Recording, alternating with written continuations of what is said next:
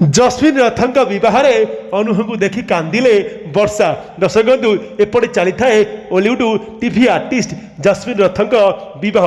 ଆଉ ଉତ୍ସବରେ ଯୋଗ ଦେଇଥିଲେ ଓଡ଼ିଶାର ବଡ଼ ବଡ଼ କଳାକାର ଭାଇ ଆଉ ଭଉଣୀମାନେ। ଏତିକି ସମୟରେ ଅଭିନେତ୍ରୀ ବର୍ଷା ପ୍ରିୟଦର୍ଶୀଙ୍କ ଭିଡ଼ିଓ ହେଉଛି ଭାଇରାଲ, ଯେଉଁଥିରେ ଘର ଗୋଟିଏ ଗୋଡ଼େ ବସି କହି କହି କାନ୍ଦୁଛନ୍ତି ଅଭିନେତ୍ରୀ ବର୍ଷା ପ୍ରିୟଦର୍ଶିନୀ। ସୂଚନା ଆସୁଛି କି କୁଆଡ଼େ ପୂର୍ବ ସ୍ୱାମୀ ଅଭିନେତା ଅନୁପ ମହାନ୍ତିଙ୍କ ସହିତ ହଠାତ୍ ଦେଖା ହୋଇଛି କାଳେ ଟିଭି ଆର୍ଟିଷ୍ଟ ଜସ୍ମିନ ରଥଙ୍କ ବିବାହ ଉତ୍ସବରେ। ତେବେ ଉଭୟ ବର୍ଷା ଅନୁଭବ ଯୋଗ ଦେଇଛନ୍ତି ଓଲିଉଡ୍ର ପପୁଲାର ଟେଲି ଆର୍ଟିଷ୍ଟ ଜସ୍ମିନ ରଥଙ୍କ ବିବାହ ଉତ୍ସବରେ। ତେବେ ମଣ୍ଡପରେ ପୁଣି ଥରେ ସାମନାସାମନି ହୋଇଛନ୍ତି ଉଭୟ ବର୍ଷା ଆଉ ଅନୁଭବ। ତେବେ ଅନେକ ଦିନ ପରେ ପୂର୍ବ ସ୍ୱାମୀ ଅଭିନେତା ଅନୁପ ମହାନ୍ତିଙ୍କୁ ତାଙ୍କ ସ୍ତ୍ରୀଙ୍କ ସହିତ ଜାଗସୁକାଙ୍କ ସହିତ ଏକାଠି ଦେଖିକରି ଗୋଟେ ସହି ପାରିନାହାନ୍ତି ଅଭିନେତ୍ରୀ ବର୍ଷା ପ୍ରିୟଦର୍ଶିନୀ। ସେଥିପାଇଁ ସେ ଓଲିଉଡ୍ର ଟେଲି ଆର୍ଟିଷ୍ଟ ଜସ୍ମିନ ରଥଙ୍କ ବିବାହରେ ଅଭିନେତା ଅନୁପ ମହାନ୍ତିଙ୍କୁ ଦେଖିବା ପରେ ସେ ଏବେ କାନ୍ଦି ପକାଇଥିବାର ସୂଚନା ହେଉଛି।